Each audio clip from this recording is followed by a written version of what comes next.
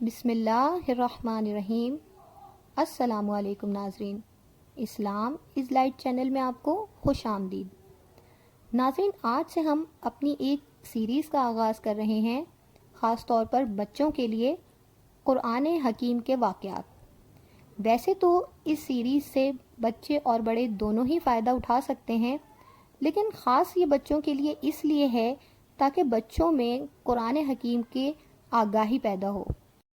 بچے عام طور پر ویسے بھی بہت سی مورل سٹوریز اور بہت سے کارٹون موویز تو دیکھتے ہی ہیں، لیکن آپ بچوں کو یہ سیریز ضرور دکھائیں۔ اس سے انشاءاللہ آپ کے بچوں کو قرآن حکیم سے دلچسپی پیدا ہوگی اور قرآن حکیم کے واقعات کے متعلق انشاءاللہ العزیز انہیں کافی آگاہی ہو جائے گی۔ تو ناظرین، اس سیریز کی جو آج پہلی قسط ہے، اس میں ہم آپ سے بیان کریں گے حضرت آدم علیہ السلام کی تخلیق۔ کرۂ ارض ایک ویرانہ تھا، سنسان اور تاریک ویرانہ۔ پھر حکم خداوندی سے روشنی تخلیق ہوئی اور تاریکی کا وجود اس سے الگ ہوا۔ اس طرح دن اور رات پیدا ہوئے، صبحوں اور شاموں کی حد بندی ہوئی اور ستارے اور سیارے اپنے اپنے کاموں میں لگ گئے۔ اب زمین و آسمان سج چکے تھے، کائنات ترتیب پا چکی تھی، نوری فرشتے خدائے ذوالجلال کی حمد و ثنا میں مصروف تھے، لیکن اس وحدہ لا شریک کی ذات کسی چیز کی کمی محسوس کر رہی تھی۔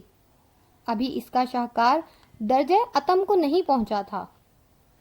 پھر ایک روز اللہ تعالیٰ نے جبریل امی سے کہا، جاؤ زمین پر اور ایک مشت خاک لے کر آؤ۔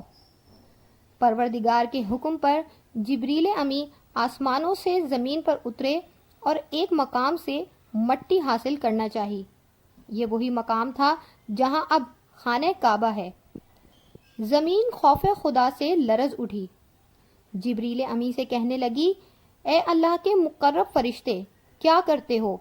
جبریل امی نے کہا، رب جلیل تیری خاک سے ایک وجود پیدا کرنا چاہتا ہے جو تجھ پر اس کا نائب بن کر آئے گا۔ زمین پکاری، اے جبریل، تجھے خدا کا ہی واسطہ، ایسا نہ کر۔ اس وجود سے جنات کی طرح کوئی سرکش اور نافرمان مخلوق پیدا ہوئی اور اس مخلوق پر اللہ نے اپنے عذاب نازل کیے تو یہ عذاب بالواسطہ مجھ پر ہی نازل ہوں گے۔ میں سیلابوں کی زد میں آؤں گی، زلزلے مجھے پھاڑیں گے اور قحط سالیاں مجھے اجاڑ دیں گی۔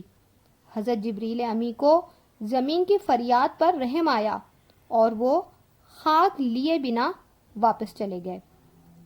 انہوں نے جا کر اللہ تعالیٰ کے حضور تمام احوال بیان کی۔ اللہ تعالیٰ نے حضرت میکائیل علیہ السلام کو اسی غرض سے زمین پر بھیجا، مگر وہ بھی زمین کی منت و سماجتوں پر پسیج گئے۔ پھر حضرت اسرافیل علیہ السلام اللہ کے حکم سے آسمانوں سے زمین پر اترے۔ زمین نے ان کے سامنے بھی گریہ ازاری کی۔ حضرت اسرافیل علیہ السلام نے بھی اللہ کے پاس واپس آ کر اپنی معذوری ظاہر کر دی۔ اللہ رب العزت کی طرف سے حضرت عزرائیل علیہ السلام کو زمین سے خاک کی مٹھی لانے کا حکم ہوا۔ عزرائیل علیہ السلام رفعت افلاک سے کرۂ خاک پر پہنچے اور زمین کی ہزار منتوں، سماجتوں اور گریہ ازاری کے باوجود اللہ کے حکم کے مطابق مختلف مقامات سے ایک مٹھی خاک جمع کی اور عرش معلیٰ پر اللہ کے سامنے پیش کر دی۔ اللہ تعالیٰ نے کہا، اے عزرائیل، میں اس مٹی سے ایک خاکی پتلا بناؤں گا، پھر اس میں جان ڈالوں گا، پھر تجھی کو اس کی جان قبض کرنے پر مامور کروں گا۔ عزرائیل علیہ السلام نے عرض کی، اے اللہ رب العزت، ملک الموت کی حیثیت سے مجھے قابل نفرت بنا دیں گے لوگ، تیرے بندے مجھے برا بھلا کہیں گے۔ اللہ تعالیٰ نے کہا، ایسا نہیں ہوگا۔ عزرائیل، میں انسانوں کے لیے موت کے اسباب پیدا کر دوں گا۔ کوئی پانی میں غرق ہوگا، کوئی آگ میں جلے گا، کوئی بلندی سے گرے گا، اور کسی کی موت کا سبب بیماری ہوگی۔ تجھے کوئی مورد الزام نہ ٹھہرائے گا۔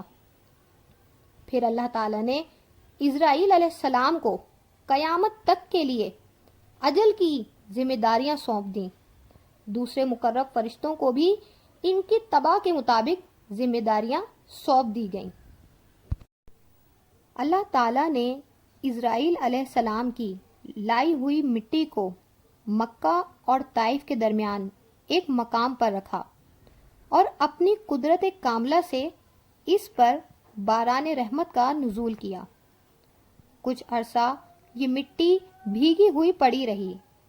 پھر اللہ تعالیٰ نے اس مٹی کے خمیر سے حضرت آدم علیہ السلام کا پتلا بنایا۔ 40 برس تک وہ پتلا بے جان و بے حرکت اسی مقام پر پڑا رہا، یہاں تک کہ وہ سوکھ گیا اور اس میں کھنکھناتے ہوئے برتن یا پختہ ٹھیکری کی آواز آنے لگی۔ اب اللہ تعالیٰ نے اس میں روح پھونکی۔ روح اس تنگ و تاریک پتلے میں جانے سے گھبرائی۔ اللہ تعالیٰ نے اسے 3 بار حکم دیا، جہاں تک روح پہنچتی گئی جسد خاکی گوشت پوشت میں تبدیل ہوتا گیا۔ حضرت آدم علیہ السلام کو چھینک آئی اور بے الہام الہی ان کی زبان سے نکلا الحمدللہ۔ جواباً اللہ تعالیٰ نے یرحمک اللہ فرمایا۔ جسم میں جان پڑتے ہی حضرت آدم علیہ السلام نے اٹھنے کی کوشش کی، جسے دیکھ کر اللہ تعالیٰ نے فرمایا خلق الانسان عجولا۔ اس کا مفہوم ہے کہ انسان جلد باز پیدا ہوا ہے۔ تو ناظرین، آج کی قسط میں ہم نے آپ سے بیان کیا حضرت آدم علیہ السلام کی تخلیق کا تمام معاملہ۔ انشاءاللہ آنے والی قسط میں ہم آپ سے اللہ تعالیٰ اور فرشتوں کے درمیان جو مکالمہ ہوا حضرت آدم علیہ السلام کی تخلیق کے بعد، وہ مکالمہ آپ سے بیان کریں گے۔ اگر آپ کو ہماری یہ ویڈیو پسند آئے تو اسے لائک کریں، چینل کو سبسکرائب کریں اور بیل آئیکن کو ضرور پریس کریں تاکہ ہماری آنے والی تمام نوٹیفیکیشنز آپ کو ملتی رہیں۔ جزاک اللہ خیرہ و احسن الجزا۔